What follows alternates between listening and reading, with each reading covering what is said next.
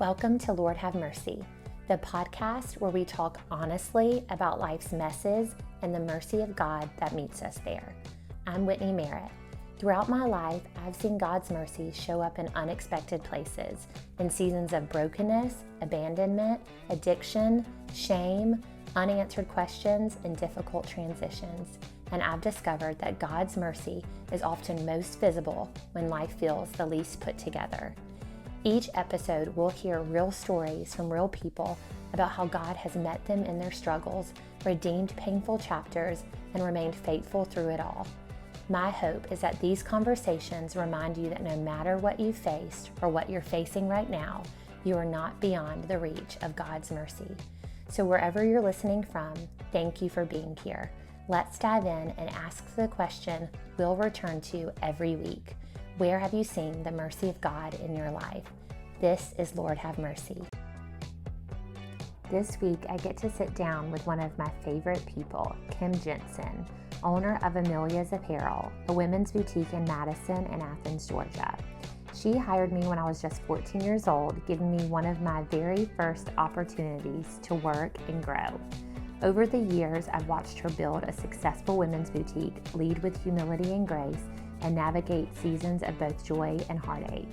What makes her story so powerful isn't simply her success, it's how God met her in the middle of circumstances she never would have chosen. Yet it was in that very place that she encountered the faithfulness and mercy of God in a deeper way than ever before. I am so excited for you to hear her story, her heart, and her mission for women and ministry as a small business owner. Good morning again.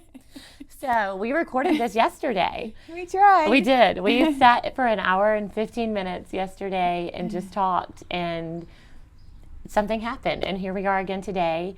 This is my first boss, but really like a second mom. Aww. Really, and a mentor, and Kim Jensen, and she owns this lovely and beautiful women's boutique in downtown Madison, Georgia. And my first job was with her at 14 years old.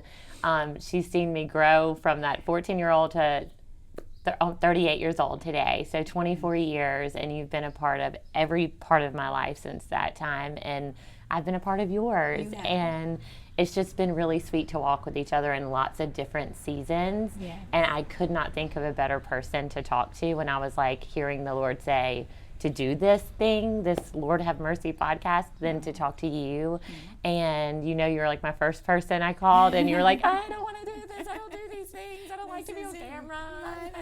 No.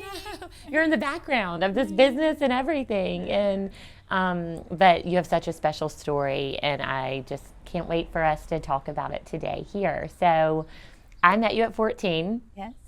Through a mutual friend, your neighbor Alice, and my mom and I babysat for her, nannied for her, and she introduced me to you, and you had a sweet little shop called Ruffled Rooster that sold Yankee candles and lots of sweet rooster home decor just down the road from here, a block right over there.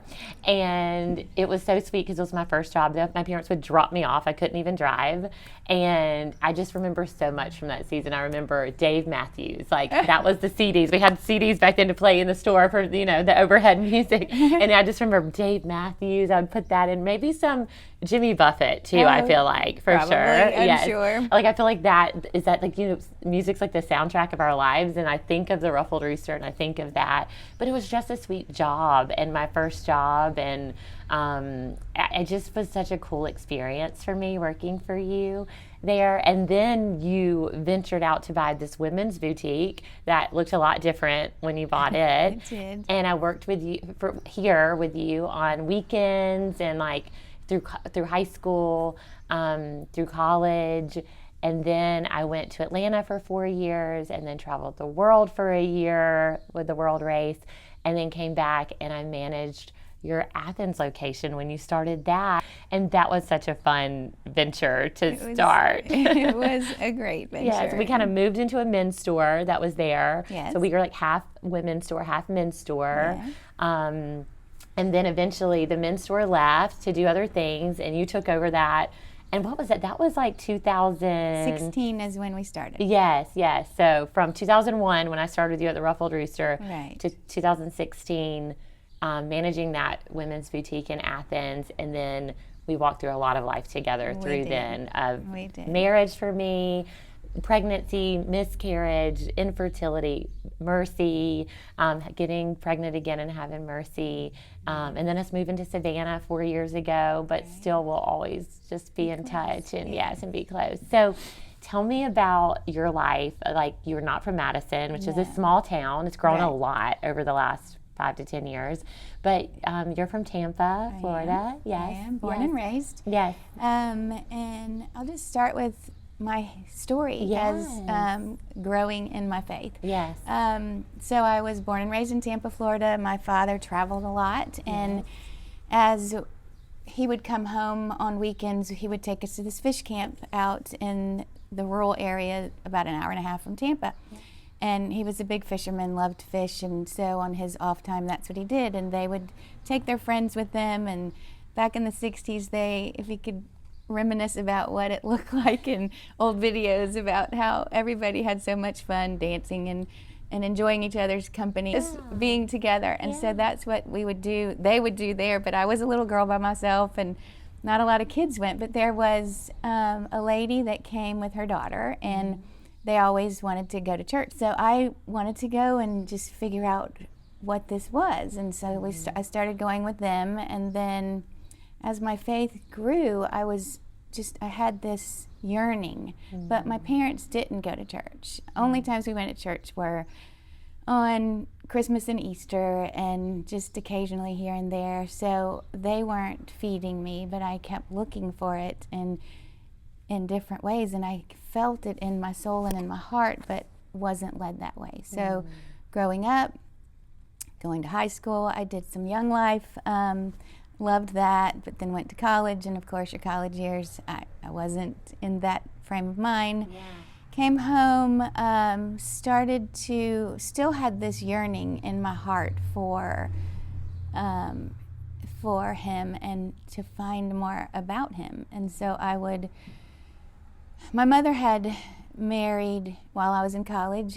I started going to the Episcopalian church with my mom and stepdad, and I ended up becoming baptized and confirmed. I just kept longing for something deeper. It just was surface and not deep, even after being baptized and confirmed. So I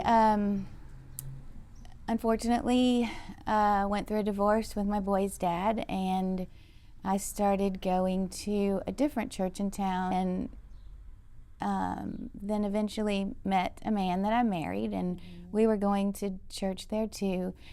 And that particular season of my life, my husband did lead me closer to God, because on different times in our lives, like when we were hiking or different things, he would tell me stories of Bible stories, just different Bible stories as we would hike along through the woods. And he started teaching me the way I needed to be taught, and giving me what I had been looking for from a level that I could understand. So we went to, after that church closed, we went to Athens Church. It's a great church, but just too big, and couldn't find the community that I really wanted out of a church. And so eventually came to Redeemer. And I've been at Redeemer now, I think since 2013, 2014. And we've gone through a move, we've gone through pastor changes, but we've had some very big challenges in the church, but this church has always fed me. The way the pastors have taught have just been exactly what I needed. So in the community, right? That's right. All of the community in this church is so unbelievably beautiful, and just, it's my sweet little family that I've had for years. And a couple of times during the hard times of Redeemer, I thought, well, maybe I should search for something different. And God just kept telling me, just stay.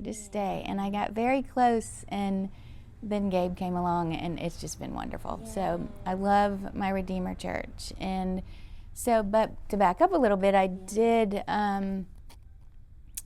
get baptized again in Redeemer, and it was the most special moment, and really felt like I had finally gotten to the point where I needed to be baptized, and truly had Jesus in my life, and became to know him more and more. But now I'm continuing to just grow through my faith and learning more all the time. Through my own and of course continuing with Redeemer. Yeah. So go back to that day at the store that we talked about. That's like that pivotal moment in your faith. Okay. Yes, so yes. This was huge, right? Yes.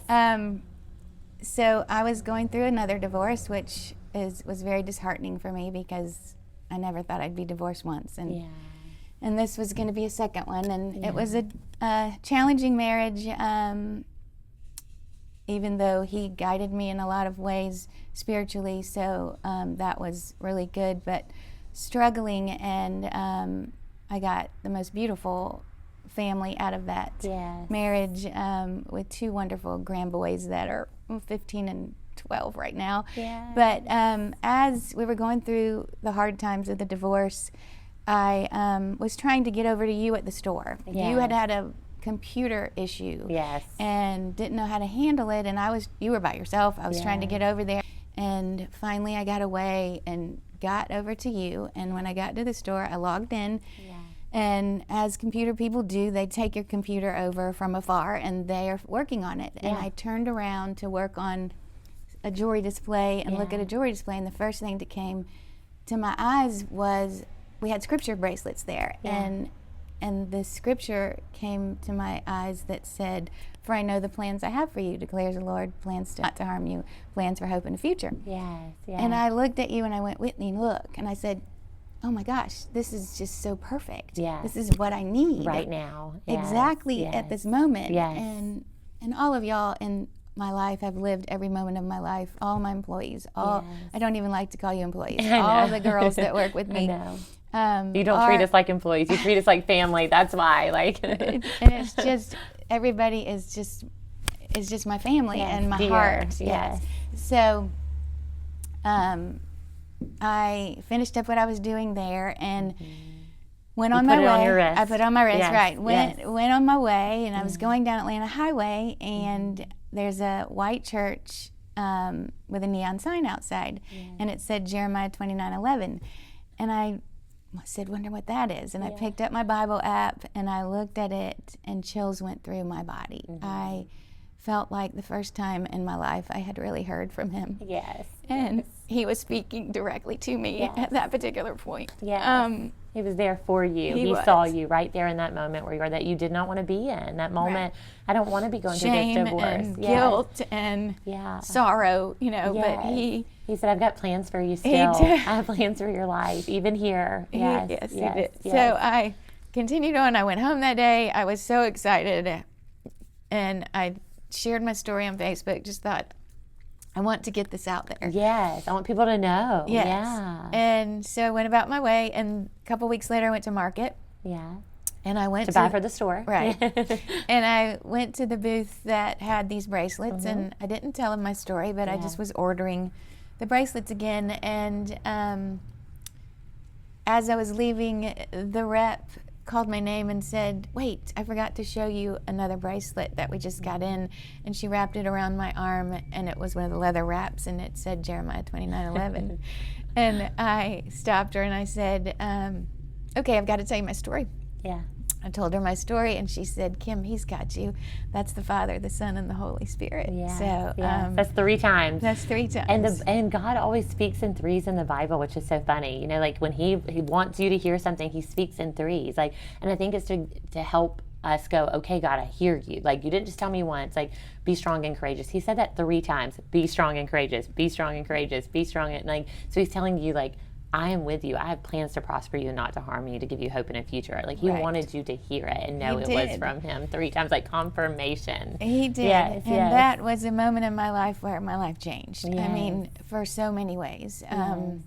Following Him more closely, looking to learn more and more and more. And Yes. So, reading the Bible every day in the Bible app. Like yes. that has been, yes. I started that, actually I look at it often, but it's been 3,092 days that I've been in it. That is it amazing. That's your streak. Yes, Yes. streak. Yes. I'm all about that streak. I love it. I That's 10 panic. years if you think about, like, that's close to 10 years of like it 365 days a year. Like, that's close, yes. And I love, because when I do a lot of my Bible reading on the Bible app, and I always see that you like heart my, I do. You know, when I'm like, oh, Kim likes my activity. I like love that, because I'm like, she's seeing that. It's like holding each other accountable. Exactly. Like, I see you reading the Word. I love that you're reading the Word. You know, I love when I see that you liked my reading for the day and stuff. It's just sweet. It's fun. Yes. So that was a pivotal moment in your faith. That was a big moment in my faith. Yes. And I feel like I have been a totally different person since then. Yes. Yes. Yeah. And this business, like, it's amazing to see what God has done in this business, because you do not like to call yourself an entrepreneur. No, I'm not an entrepreneur. I can't even say the word. I'm not an entrepreneur. Yeah, but I'm like, but you are, because you've started several businesses. So it started out, you talked about when we talked yesterday about where it all started, like how did you start the Ruffled Rooster? How did you get into Amelia? So, well, we talked a little about how I even got to Madison. Yes, that is, the boy's dad and I had lived in Hendersonville, North Carolina. My father had left me the ability to do something different, and we decided to get out of Tampa. So we moved to Hendersonville, North Carolina. I was pregnant with Tanner, had him there. Yes. We were there a couple years. Then my brother came up with a venture for us to try in Bradenton, Florida, which I did. Yeah. And we went down there with the boys, and I was super happy in Hendersonville. I loved it. Yes. But I thought this might be the right thing for my family. So we went, and it was a nightmare. And it was a 360-seat restaurant with a 60-slip marina, and then we opened a gift shop in it, which was my favorite part. Yes. To back up, I was trained as a court reporter in my college years, and so I did that for 8 years, but really did not like it. It wasn't me at all. Yes. So this was a fun venture, but it was a challenging one, and it didn't work out. Hard to work with family. Needed to try to, of course, save any relationships you have with your family in hard times of a difficult business. Yeah. So we decided to move again, and we moved to Madison. And how we got here was we drove on a spring break an hour outside of Atlanta and stopped at a few different places. Yeah. And our last stop was Madison. Yes. So we got out. I went to the stores. Carl went to the real estate. We started looking around. And when we left, we just felt like this was it. We looked into the school systems. It was a sweet little town. We loved it, the look of it. Yes. And just decided to do it. Yeah. So we moved here in 1998. And the boys were 5 and 9. Yes. They're 32 and 36. Yes. Now, so because I babysat them. Yes, like, 2 years older, but she babysat them. Yes. Just a couple times when you needed someone to just watch teenage boys. A bit older than a 12-year-old. 12-year-old, right? Yes. So when we got here, I had a little bit of experience in the gift store, and that's what I ended up gravitating towards. There was the Gift Mart and Garden Cafe on Washington Street, so I went in there and I leased a space. It had different booths, and then a cute little garden cafe. It was a great place. So good. That tuna salad was my favorite. The trio plate was the best thing ever. Yes, and that tuna sandwich on that whatever bread they. I know, it was so good. It's so good. Yes. So I started in there, and I just did a theme of roosters. I just thought, well, I'll just make it a theme. Yes. Yes. And I grew throughout there, and the ownership changed, and I actually went into partnership a little bit with the new owner, and we shared in a couple lines. And then after a little while, she asked me to leave because she said she needed the whole downstairs space for her product. And I was not happy, and I did not want to be pushed out, but I actually went back later and thanked her for pushing me out and making me put on my big girl pants and go try this on my own. So I moved across the street to a little 700 square foot spot that was the ruffled rooster, and which is where you started. Yes. And then we had a ton of Yankee Candle, and a lot of roosters. And I feel like I remember like lamps and stuff, like we did, right? Yes, there were just anything I could find that was rooster. Was pretty much how it was, and a lot of Yankee Candle. Yes, and it did well. Like people loved it. It did. Loved it. I mean, it was a good little spot. Yes.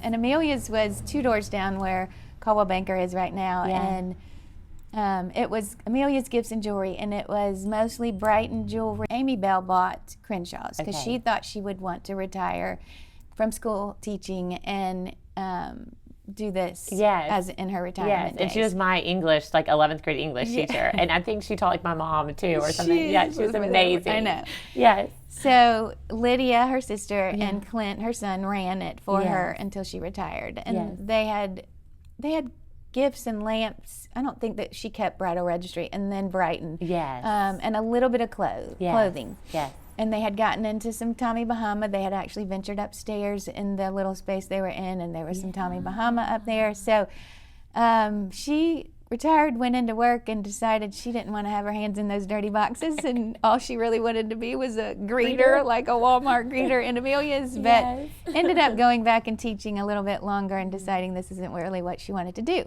Yeah. So Lydia, who I had grown to know, approached me one day and said, "You seem like the most likely candidate to buy the store." Yeah. And I was like, why? I mean, I have no idea about clothing. Yes.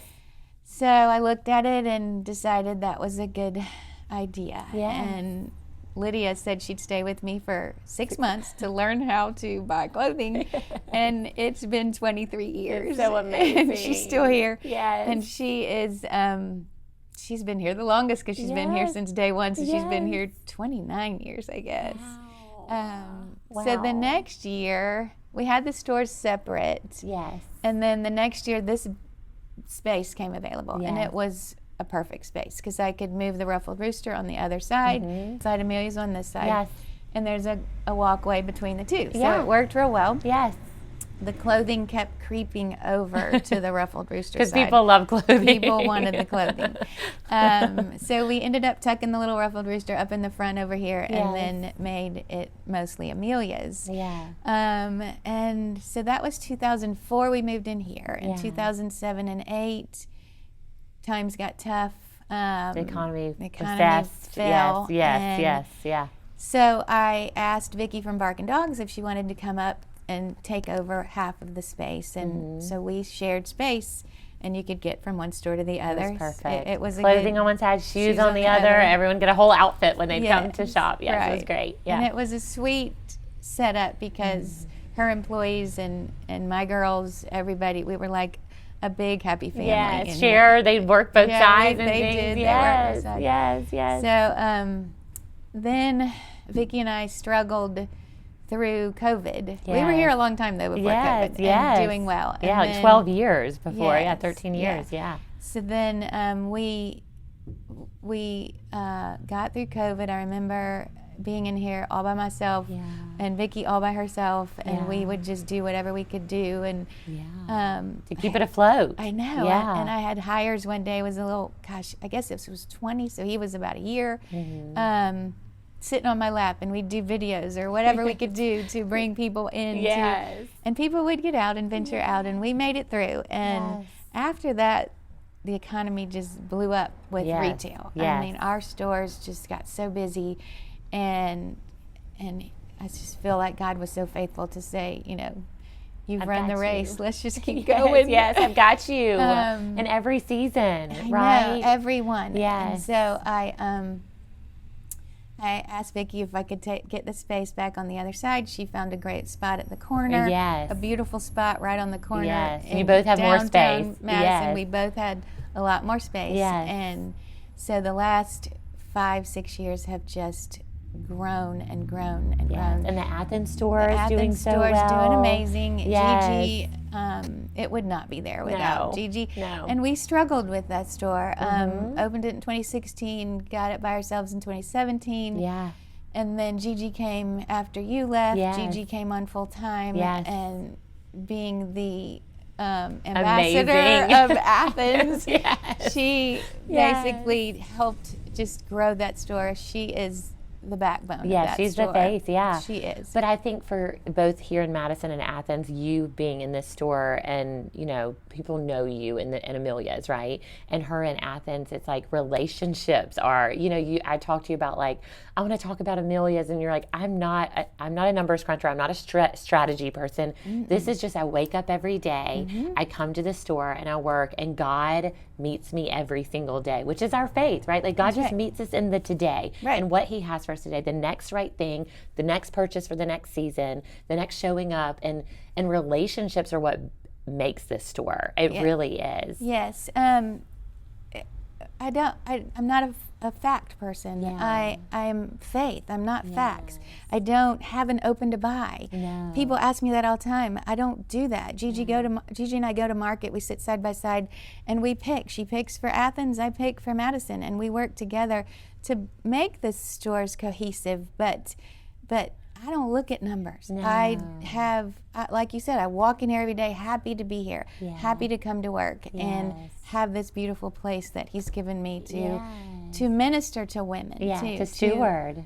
And it's been wonderful to watch the different ages of employees that, again, I don't like that word, girls that come through here that we can help grow starting from the high school. We get the program, the girls from the high school. Like the program, work-based learning or work-based whatever. I always want to say something. Which I did that in high school too. I'm pretty sure I did it with you. Yes, So they come in during the week after, like noon or so, and when they walk in the door and they're shivering and what am I going to do here? And then by the time they leave, they are confident, can sell and just connect with the women.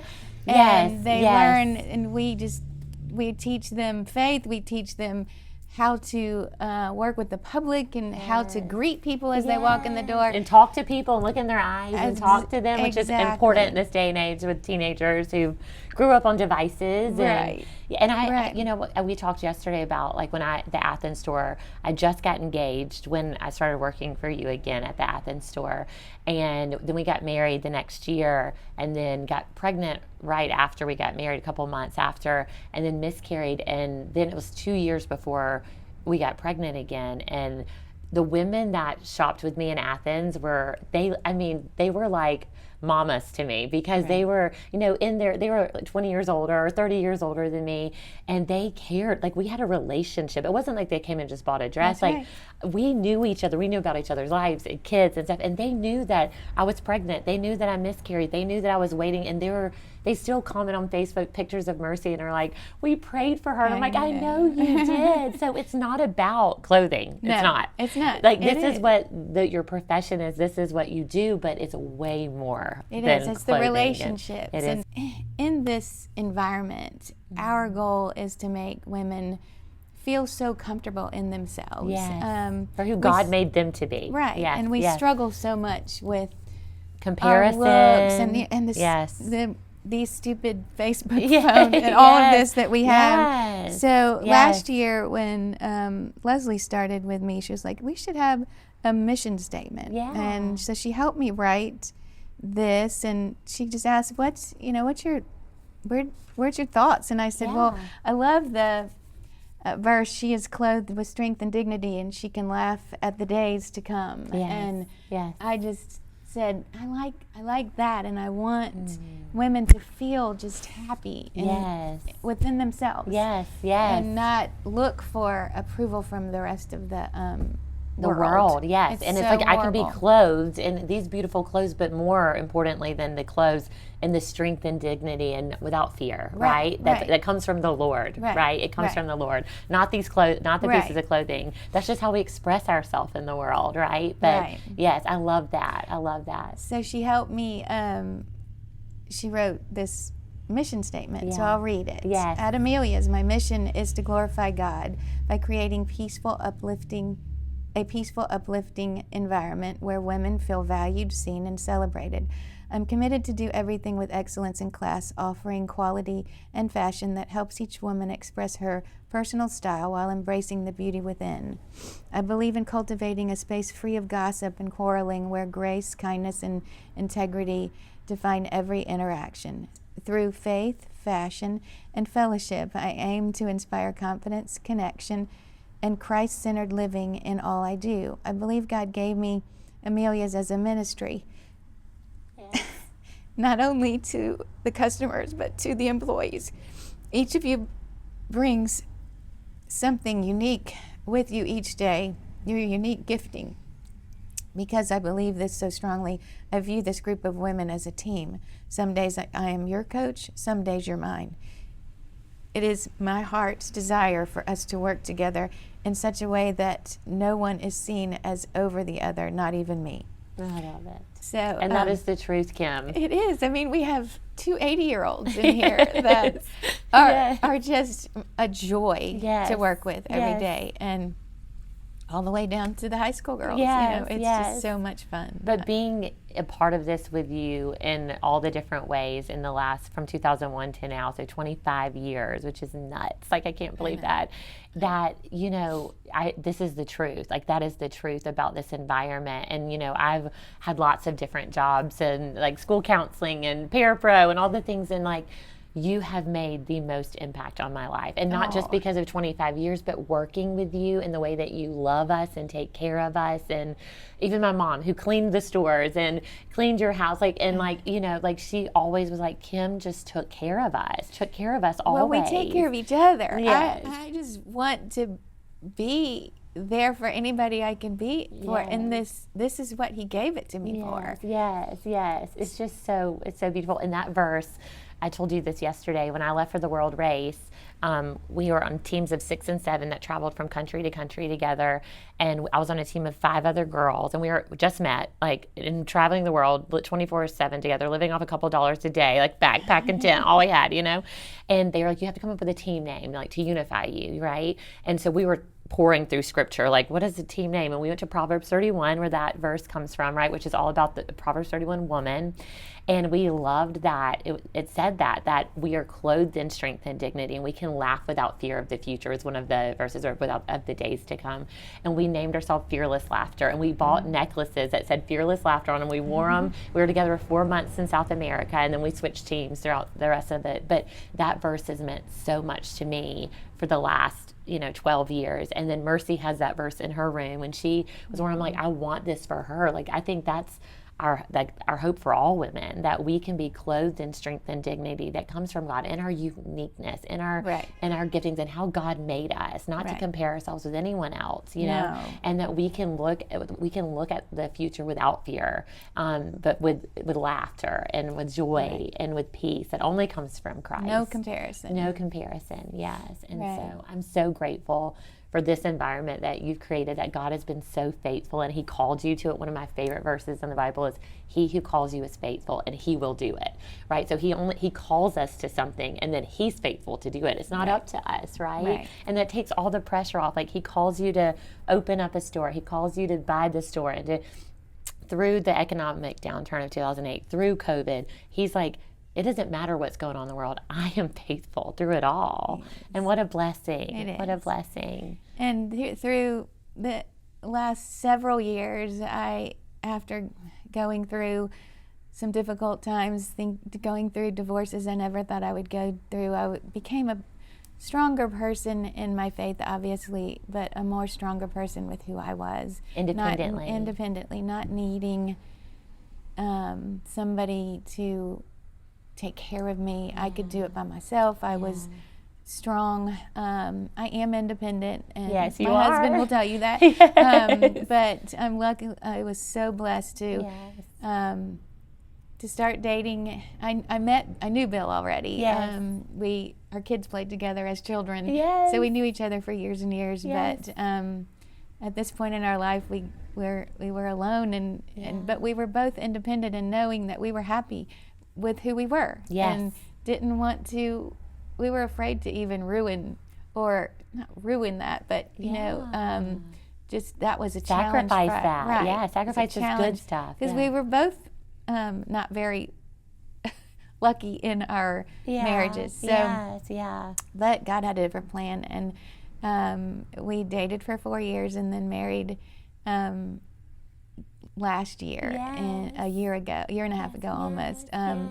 and it's just been a sweet relationship. It's a very caring, faithful, loving, relationship. What you always wanted. And he knows me so well to know that I am independent and I need my time. I need my indendence. Yes. But we work together so well. We live together so well. Yes, and I'm so grateful beautiful. for that. Yes, because like you said, we've walked with each other through it, and we prayed and like that was a desire of your heart. I want a healthy marriage. I want a healthy partnership, right? Right. And that was always your desire, and you never wanted to be divorced. Never. Goodness, no.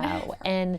But then you released it to God, and like, if I'm not going to be married, and I'm like, He was with you, and you had strength in Him, and you have purpose here, and with your kids and grandkids, and Yes. like you were good, and you released that desire. But God is so faithful that He comes through. He comes through with the desires of our heart, and like we just surrender them to Him, and He comes through more than we can ask or imagine in a lot of ways. Yes. And so I've loved seeing your adventures with Him, It's been and fun. the fun traveling y'all get to do in this time. Yes. Perfect timing. It is. I'm just so thankful, Kim, for you to sit down. I know that like, as beautiful and amazing as she does not want to be in front of the camera. She does not want attention. I do not. She does not. It's not my thing. This is not your thing. I have to do like 20 takes before I do a video for this store. Yes. And I've just never been the one to want to be in front of a camera. No. But I need to be, because this is my story. It is. And I've told my story many, many times. Yes. And just told it last weekend to my sister-in-law and a cousin. And they were just, wow, chills, Yes. So yeah, because our stories aren't about us. No. They're really about God. They are. And my Jeremiah 29:11, I always point here because my boys gave me the necklace that says Jeremiah 29:11, and for I know it says. And Yes, so for I know. love it. Yes. And so that is my story. Yes. And if I can give that hope to somebody, Yes. that's just what I need to do. Yes. And He tells us to share. Yes, that's right. Here I am. Yes, the Bible is full of stories, right? That's how we learn, and that's how we apply things to our life. If God is faithful to them, He can be faithful to me. If God can come through for them, He can come through for me.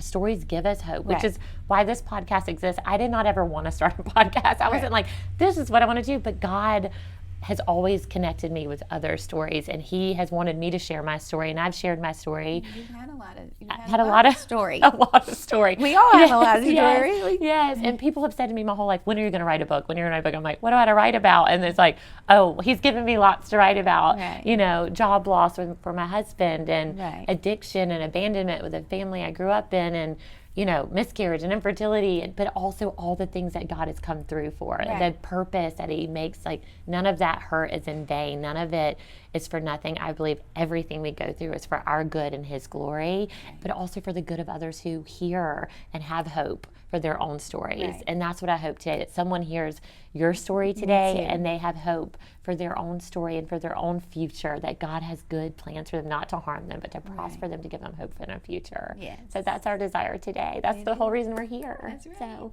thank you, Thank you. Kim. I love you so much. I love you I'm too, so and grateful thank you for doing this and making me be strong Yes. and pushing me. And to do it twice, Yes. not just once, Sorry. but twice. Let's just hope this one worked. We're about to go check. Please let it be longer than 14 minutes. I hope you are as encouraged as I am by Kim's story and her heart for her work and ministry that God has called her to. I hope wherever you are today that you know God has good plans for your life, plans not to harm you, but to prosper you, to give you hope and a future. And I hope you can see where God has met you with mercy in your own story.